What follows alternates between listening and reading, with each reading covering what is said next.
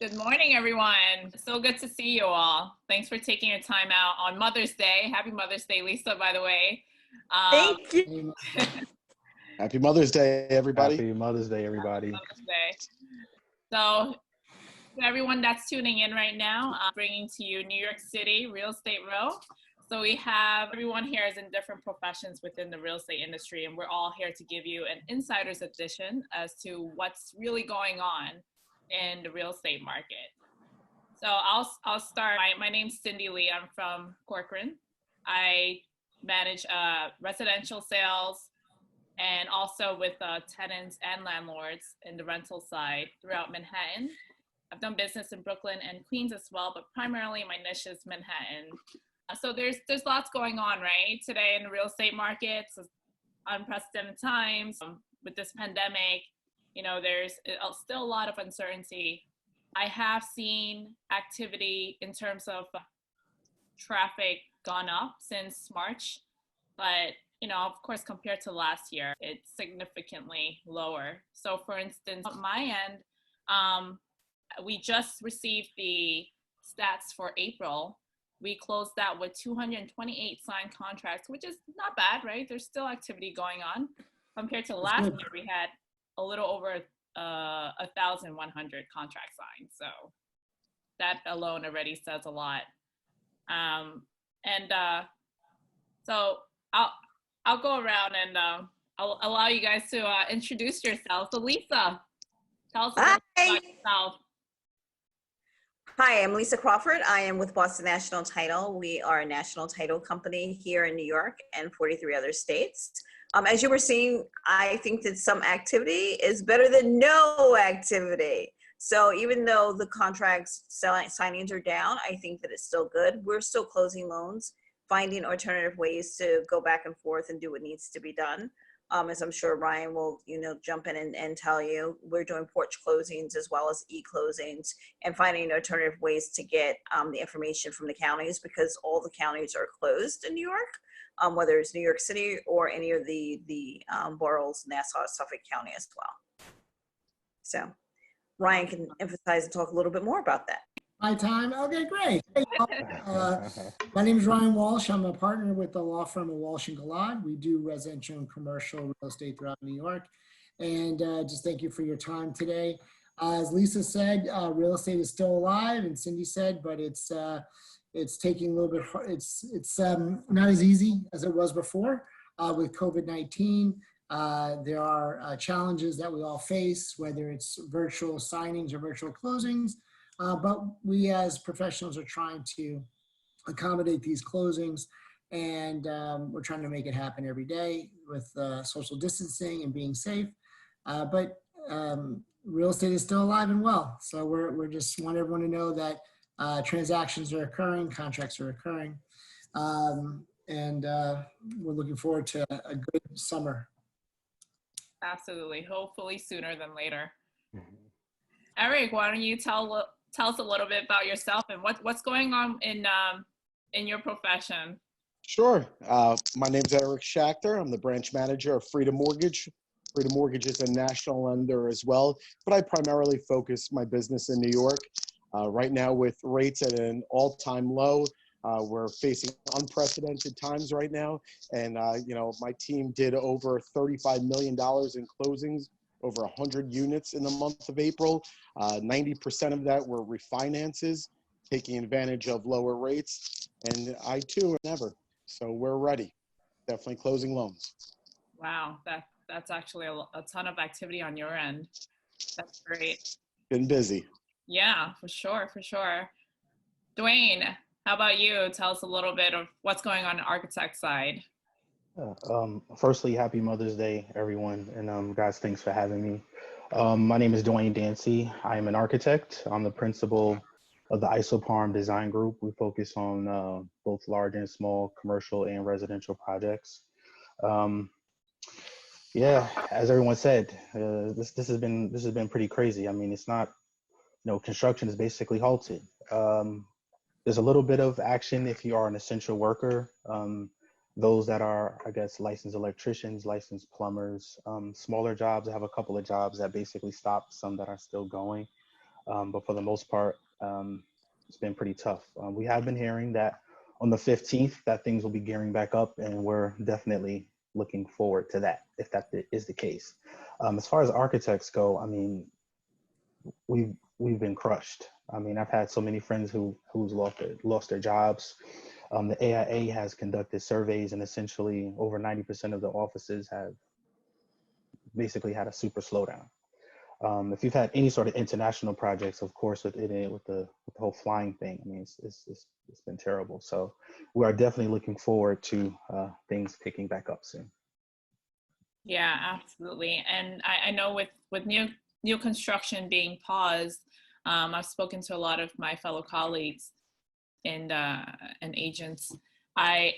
We do anticipate a lot of well, depending on when they start to resume the new construction and the phases they go through, probably going to be a ton of new construction inventory, new developments coming in, maybe anywhere from 6 months to a year or even 2 years from now. So it'll be interesting to see how things turn out. Of course, yeah, you're definitely right. A lot of the planning and zoning boards, or I guess Department of Buildings in our instance, there's going to be a super backlog. I know we're licensed in South Carolina, and I think they're technically in the office, but I went to renew the license and they're extending it out to September 30th. So once you drop something down, they're going to have a backlog of projects that they're going to have to try to catch up to. So there will definitely be a boom. And do you guys think there will be any changes in place with these new developments? Like maybe they're reconsidering like a lot of the touch-free technology that they may incorporate. And I'm even hearing about copper and silver coming into play. It has this antibacterial effect, and they may be using that for a lot of the new developments, or even in-house, or maybe, I mean, it's definitely more expensive than the regular paint that you normally use, but I thought I would share something interesting that I was speaking to an interior designer, and she said that there's a lot of talks of using silver and copper for paint. So that will, yeah, definitely have an effect on the prices. Absolutely. Yeah. Silver paint, yeah. Silver paint. I guess just to kind of close out the whole built environment thing, I do think there are a few things that may happen because of this whole situation. Obviously, in the short term, there's going to be a lot of this. Like I said during our last meeting, we have a project that we're working on right now in Jersey. Obviously, none of us are coming together, but me along with all the consultants are kind of just doing this, where we're kind of just meeting digitally. So I do think things will be affected. As far as the actual design of buildings, I do believe that we will start to maybe have washrooms or bathrooms sort of kind of near the front entrances of buildings. So as people come in, they're going to be maybe expected to kind of do a little wash hand thing before you then traverse into the spaces. We were, talking about this last time about maybe with the heat scanners. Right. Not quite sure how far that will actually go. I mean, these things probably cost 10, 20 G's each, and then stopping someone like, hey, did you come back here? I just don't know, like lawsuit wise, how that would actually take effect, but it is definitely possible. We're here for it. It's almost like a metal detector, no? Like when you're going through the courthouses now, it's almost like a metal detector.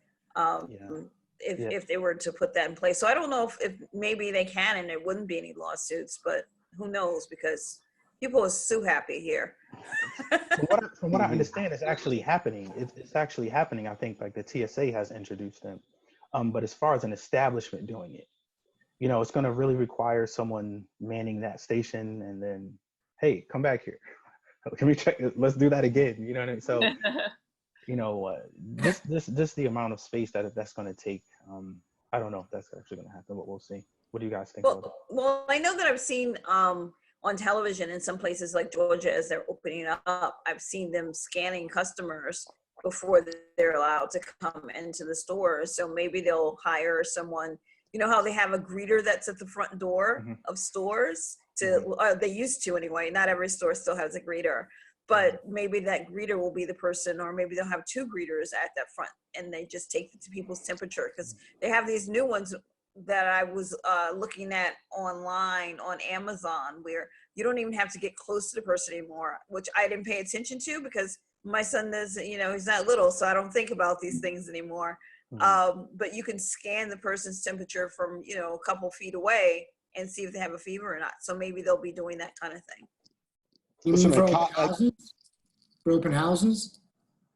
Well, for open houses and any kind of events that are taking place, because I mean, our business thrives on networking events, right? We're always somewhere together in crowds, whether we're going out to social functions to do fundraisings for a good cause. It's in our spare of the woods, or, you know, we just go out for a happy hour social type of a situation, or even people that are going to games. You know, so how do they control that as restaurants start to open up? And yeah, even if they're going to have the spacing, but there's so much spacing that you can do in order to protect people. And, you know, how long does it take before our own, I guess, our own immunities start jumping in to kind of, even without the shot? Because some people are walking around, like Pence's assistant was walking around, she had no symptoms at all. So how many other people are walking around, they're in the same exact boat, infecting each other, and they don't even know that they're doing it. It's not that they're doing it on purpose. They have no clue. So. Yeah, it's really hard to say with this virus.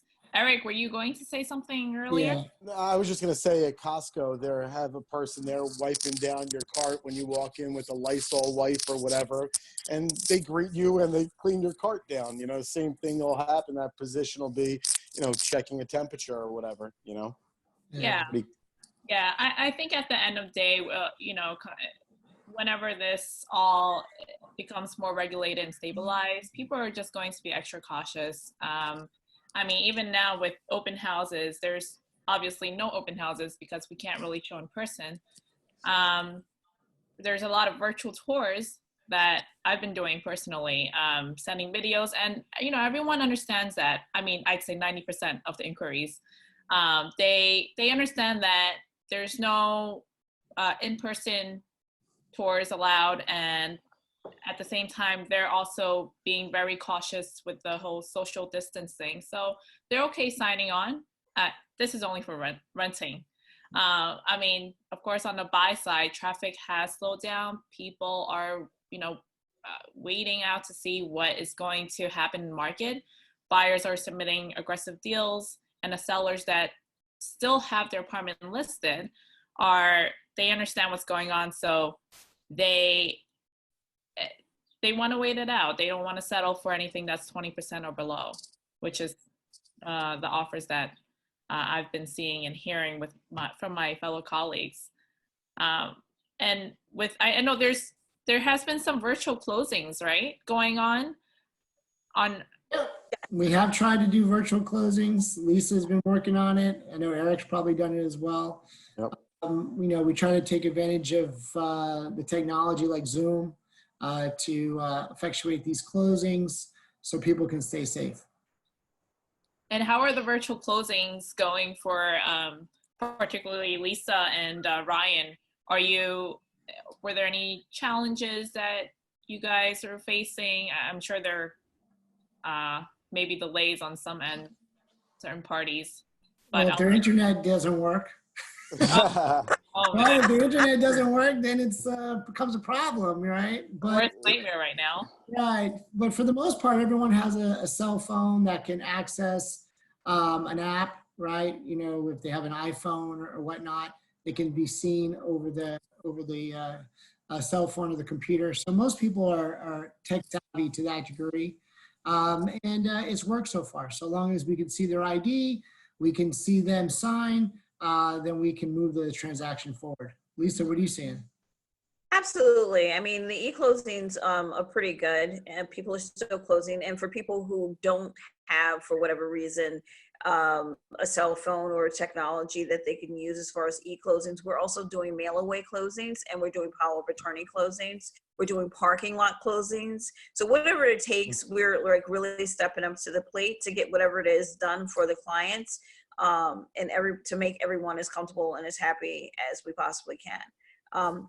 Getting back to something that you were saying before though, Cindy, which I thought was interesting because it was something that I had seen here from one of the agents in Long Island, and she was saying that they're allowing buyers to go into the homes, but the seller's agent as well as the buyer's agent has to wait outside, and they're only going in with the seller, and the seller is showing. That's interesting to me. So a lot of agents are really upset by this, thinking that, you know, some deals might happen behind their back. What do you think?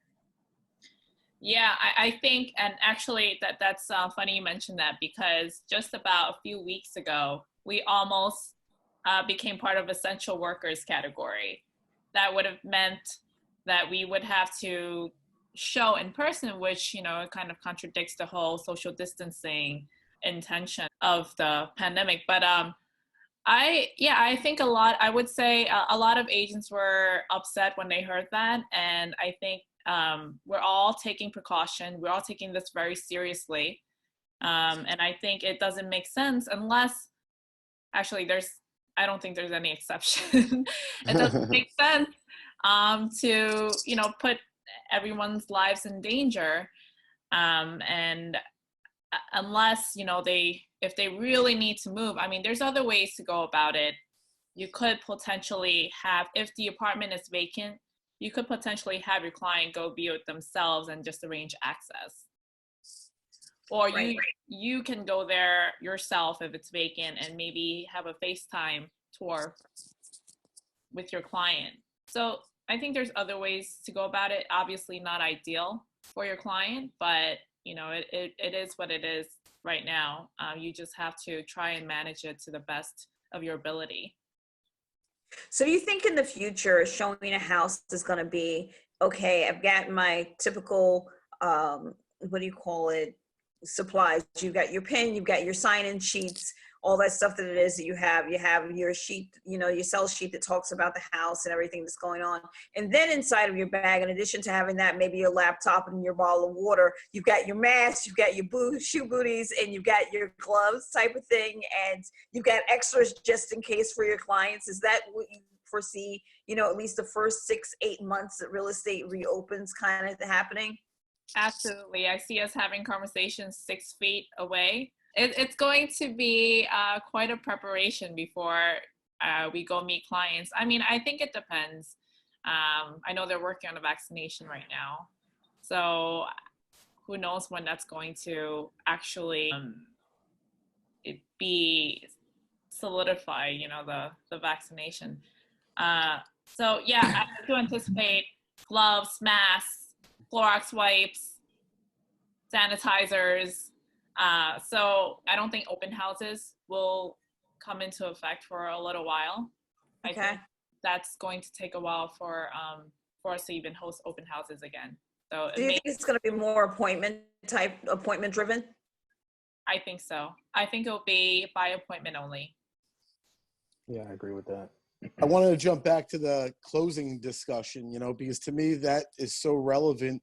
One of the things that I saw really in April was the overall community coming together, because you have the state putting out mandates and what is allowed. And we talk about the virtual closings, and you could have a state mandate, and then you could have a law firm have a totally different view of something, and then you could have a title company, they have a total different view of how it should be done, and then you have the lender and how they want to see it done. So one thing that I saw from the beginning of this to where we are today is that we've all come together to figure out how do we get these loans closed, and what is the best for the company, what's the best for the client, and what's the best for all of us. So that to me really in 30, 45 days has taken us to the next level. So I just wanted to address that. And I think partners like, you know, who we have on this call, and Leisa and Ryan, and that is what has helped us get through this. So kudos to Absolutely. all of us. Absolutely. Trying to make sure that we do what's in the best interest of the client always comes first. I mean, obviously, we want to close as much as we can, as quickly as we possibly can, but without jeopardizing the client in any way, shape, or form, because the liability, it's one thing for the liability to kind of come back on us sometimes, but then for the liability to fall to the client because something's been missed, or we haven't taken the right precautions. Or there are some law firms that are not like Ryan's firm, that's like, oh no, absolutely not, I'm not doing a Exactly. closing. They will not do it at all. they don't think that it's in their best interest, and they just will not do it. It was about a week or so ago, and they actually moved the closing from one attorney, and then another attorney just picked it up midstream, because you can't work like that. You just can't. Yep. People You have to have be a flexible. what a lot of people don't realize is that real estate can sometimes be a domino effect, right? So it's not just the first time home buyer who's buying the house and it was just sitting there empty by itself. There's usually, that's considered sometimes a starter house. So now that person that's in that starter house has made an offer on another home, and the person that's in that home is also moving. So we've got to keep all the wheels moving, and keep in mind that this could be affecting 3 or 4 different people in their lives all at one time. It's not just, oh, that person wants to buy a house and they're being selfish. Well, that person may have to move for whatever the reasons may be, and it's not selfishness. We've got to always look at the best interest of the client. I've passed on deals because I've said whatever's in the best interest of the client is what I want to happen. If something's meant for me, it's going to come back. And I'm sure you guys feel the same way. You got to look out for the client first. But I'm sure Ryan would also say that his partnerships with the seller's attorney, or if he's the seller's attorney working with the buyer's attorney, and like you said, that domino effect, yeah, everybody's doing what they can to help out and to say, okay, I'll go pick up the package, or I'll do whatever, so Absolutely. Do you agree, Ryan?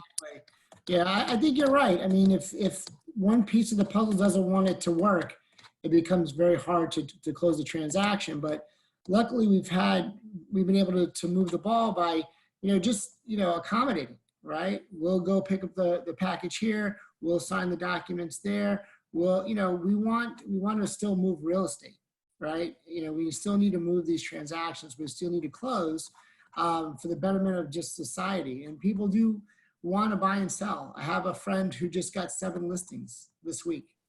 So real estate's moving, right? Yeah. You just got to have the partners that want to help the real estate move. And if you don't, then it becomes problematic. You have attorneys that just close their firms, or title companies that closed, right? Lenders that just decided to throw up their hands in the air and we can't do it.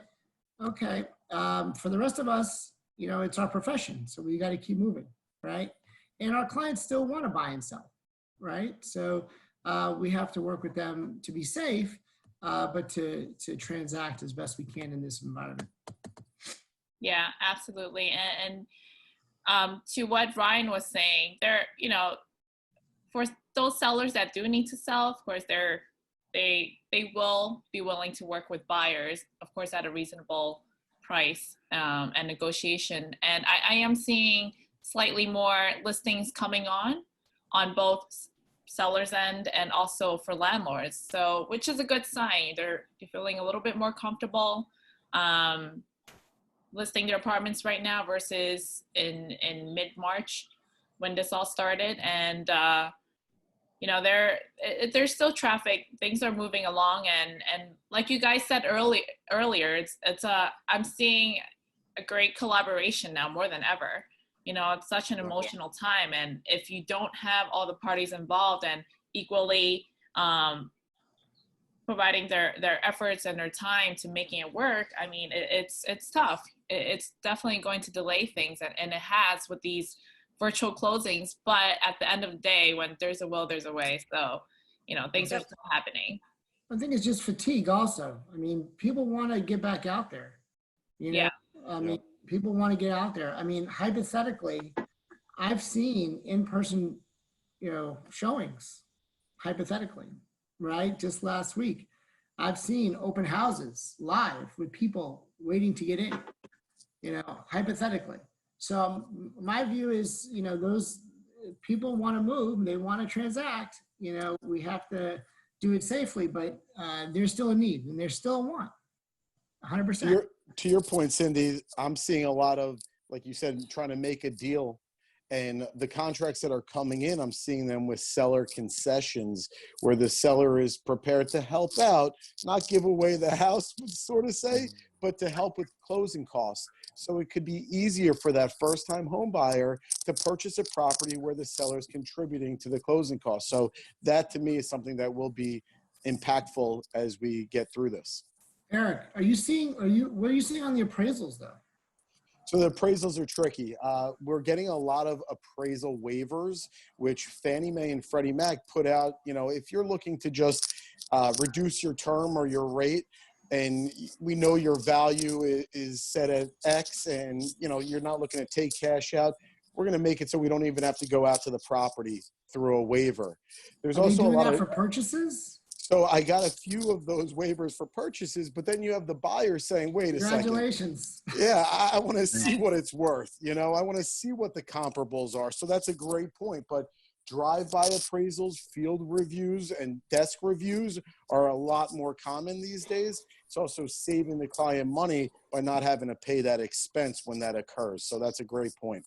Yeah, that's really, it's really interesting to see how every profession are making deals work, whether it be drive-by appraisals or virtual closings or virtual tours on my end.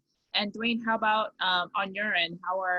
With the projects that you're working on, what's a different approach that you guys are taking during this time? I guess kind of to the point that I was trying to make during our last meeting, our profession has basically been utilizing Zoom as much as we can in virtual meetings.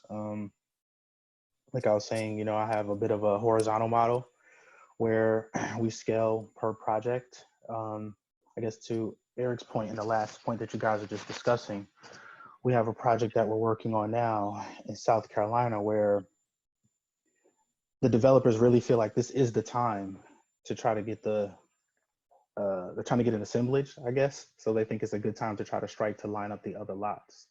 So I guess to keep it in the real estate realm, that it is the time for buyers as well. So our prices is going down, would you say? Like, would you say that our apartments and prices are going down? Yeah. Slightly, depending on your situation, if you're desperate to sell. In certain markets, you are seeing that, the people are leaving big cities and wanting to go to the suburbs, and you're hearing in certain pockets values are increasing because that new construction is not available yet and the inventory is low. So, that could be an opportunity for them, people to take out money from their homes and to do work and to utilize Dwayne to upgrade their current home instead of looking to move. Dwayne, are you hearing from many developers? Are they calling you to look, scope out properties and sites potentially? Yes. There's a 21-story tower that we're working on right now. We have one lot, and it's not really conducive to what the developer would like to do. So I'm really pushing him to look at the adjacent lots. And in this area, we can go up pretty high. So I'm crossing my fingers that this actually lines up. But as I was saying, they feel strongly, there's like actually 10 lots over there. So I'm telling them we got to line up the parking. Obviously, none of this happens if we don't have the proper allocated spaces, or at least something within 300 feet. But we're really optimistic. Developers are definitely moving and at least looking and trying to figure out the best time to strike, because they do feel as though people are kind of sitting, especially if the land has been sitting there, like, all right, now is the time to go for it. Yeah, so we represent a lot of investors. Okay. Now they're actively, they're about to, and to buy up spaces, because if the seller lost their job, they're looking to make a deal. It's unfortunate, but yeah, it is what it is. That's where we are right now. Yeah, 100%. Yep. Yeah. Brian, this is very interesting. So if a seller, let's just say that a seller has lost their job and they're not obviously able to make the mortgage, even though they said, push it back to 3 months or whatever. How long though would it take for foreclosure action to happen against that person and who has lost their job? Would they have an opportunity to perhaps find another job and make some kind of a arrangement with the bank to pay it off in a different manner? Or is it just like, no, foreclosure and you're out in 6 months? I don't know how that process works. I'm just curious. In New York, it takes years. Oh, okay. It takes a long time. You know, if you're a homeowner and you lose your job and you're not unable to pay your mortgage, you can live in your property for forever almost. It's a couple of years. And now the courts are closed. They can't start an action against you anyway. So it's best for just the bank and the homeowner try to work out an agreement or modification of their mortgage, you know. But more, you know, foreclosures were slow in New York before COVID, and after it's going to be even worse. Especially the legal process in New York, it takes a while. For example, right now I've been having a lot of conversations with tenants and landlords, and it's almost like a battle right now. And you know, it depends on especially if the tenant just lost their job or they're being furloughed, they had a salary cut. It's tough for them to afford the rent. And, you know, the landlords don't have a choice. They can't evict them for at least 90 days.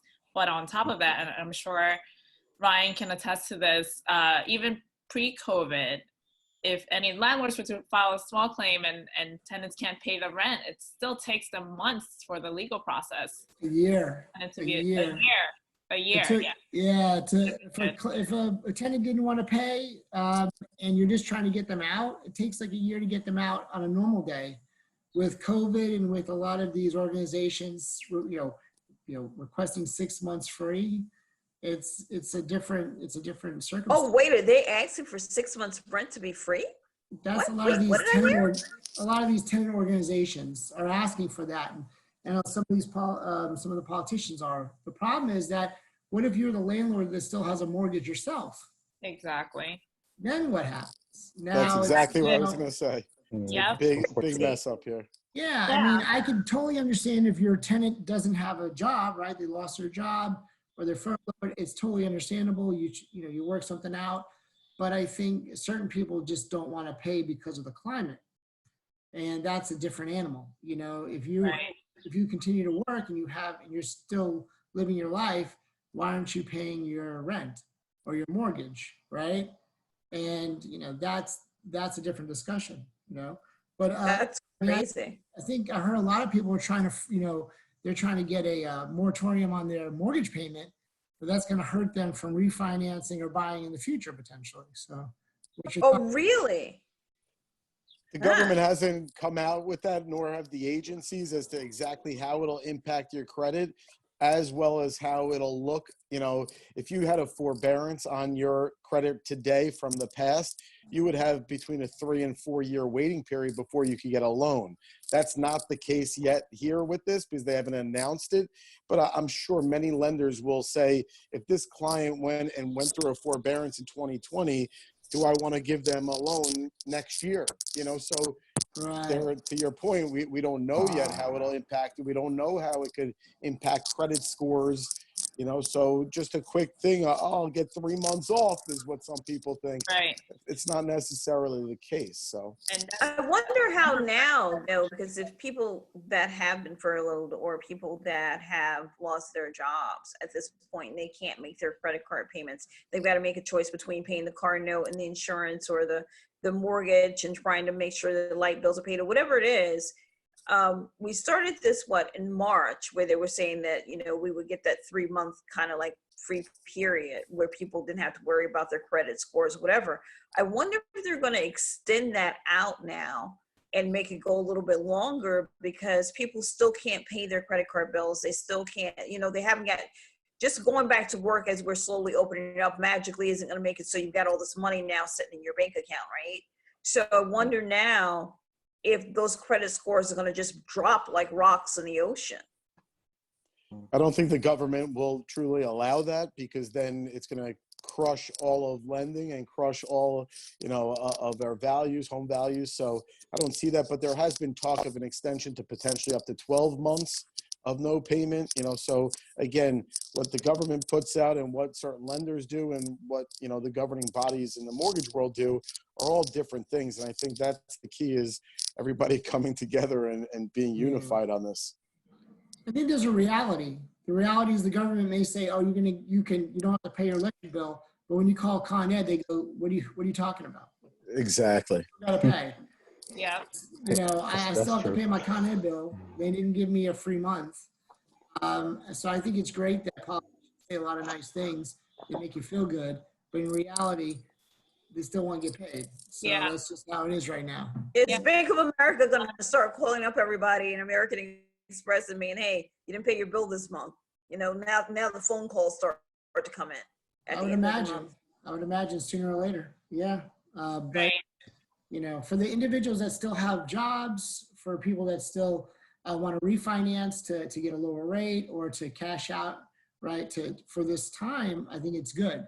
I think it's, you know, there are still people that can afford to buy properties, you know, which is really nice. And those are people that we have to try to accommodate and try to move the transaction along for.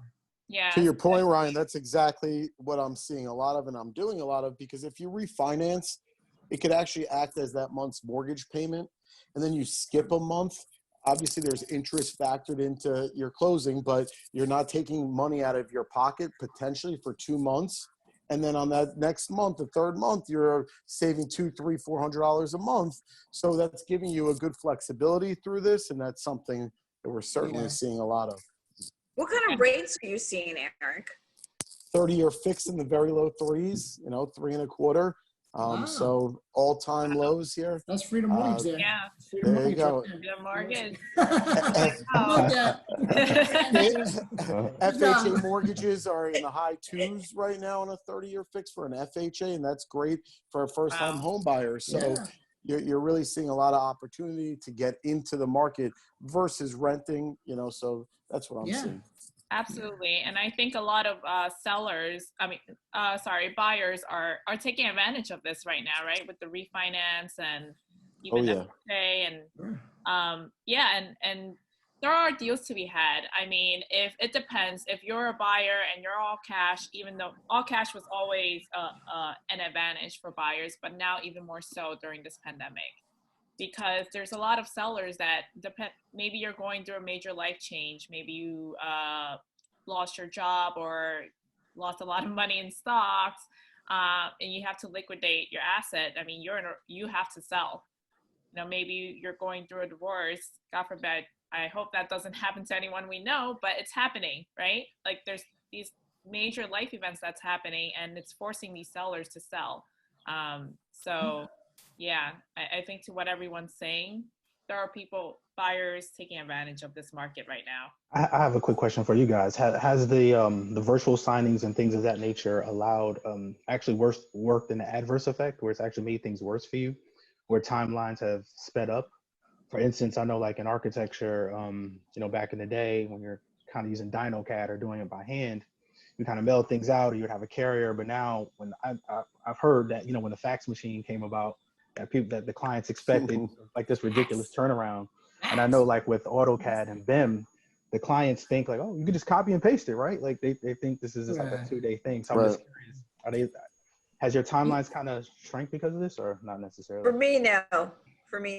It's still, so one of the things, if it's something that's brand new and it's coming in from scratch, we're going to the county, like I said earlier, to get the information that we need. But in some cases, we need an owner's policy from the current owner of the property. If they have that, it makes clearing the title a little bit easier. So typically in the city, it used to take us between 3 and 5 days to get back a full report. Now it takes us about 7 to 10 days. Typically out here in Long Island and Suffolk County, it would take us anywhere between 7 to 10 days. Now it's taking us about 12 to sometimes 15 days. So it depends in order for us to get back what it is that we need and submit to all the parties that are involved, because we've got the real estate brokers that we like to give the reports to sometimes if they ask for, the real estate attorneys and the bankers. And then just making sure that everybody's on the same page. So we're all working remotely as well. And as you know, working remotely, if you have children that are at home or spouses that are at home, sometimes things can get interfered with a little bit. So I think it's kind of slowing the process down a little bit more. What do you think, Ryan? I think on the closing side, On the purchase side, since you're moving the paper around, if it's virtual, it takes a little bit more time to fund the file, right? 'Cause you need to get the documents back to ensure that you're done correctly. But for the most part, on a refinance, as Eric can attest, you know, it's same day. And even if you're doing it virtually, there's usually no hiccups or delays. Yeah, refi is much faster, but purchasing from scratch especially. I mean, if it was something that started before COVID and we've got all the pieces in, then we're good because we're only waiting for one thing, the tax continuance. If it's something that started after, then we're waiting for other moving pieces. All right. What are you saying? I would say my phone rings off the hook these days, and I don't know what day it is. My clients don't care what time it is or what day it is. You know, Sunday, Mother's Day could be getting calls. So I think that's definitely part of this as well. I know. It's so true, man. It's so true. Yeah, it's so true. Yeah, I'm still getting calls late at night because, you know, everyone's home and they're constantly, they're still looking and they're just like, what, wait, it's Saturday? Well, you know what? It doesn't matter anymore what day it is. Exactly. Oh, yeah. It never mattered in real estate what day it was. It doesn't, but people were still calling you. yeah, but That's I've noticed before I would try not to call clients on a Monday or a Tuesday because I know they're slammed at work, but now it doesn't matter, you know? Right. So That's great. yeah, well, thank you everyone for coming on to participate in this video, and everything that you guys have shared was very, very informative. So I appreciate that. Thank you for having us. Thanks Thanks Cindy. for having Thank us. you. Appreciate Happy it. Mother's Day to all the mothers out there. Yes, happy Mother's Day. Happy Mother's Day. All right, stay safe and keep doing what you're doing. I think, you know, deals are still happening and we can't let this stop us. That's right. Absolutely. Keep on plugging along. Exactly. All right, guys, have a great weekend. I'm sure next week we'll have more information coming in. Every week I'm seeing different types of progress in every aspect. So I'm sure we'll have more information to share. Absolutely. Excellent. Yep. Take care, everyone. Bye. Okay. Thanks. Bye.